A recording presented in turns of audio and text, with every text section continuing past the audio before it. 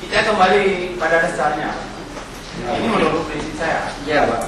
Kita kembali pada dasarnya menurut wasiat. Ini umpama Ini kan wasiat.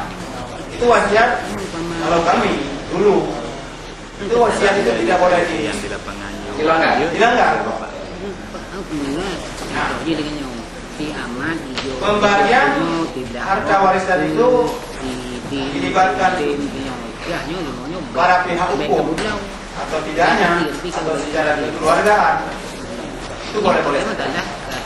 Namun sesuai dengan apa yang telah disampaikan wasiat orang tuanya dulu sebelum dia meninggal, bahwa pembagian harta warisan ini tidak boleh dijual. Jadi dipotong ya, Tidak boleh. Nah, sedangkan pembagiannya tidak sama persentasenya.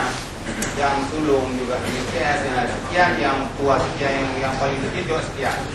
Kemudian kalau Selesai masalah apabila disepakati oleh 3 orang yang menanyakan.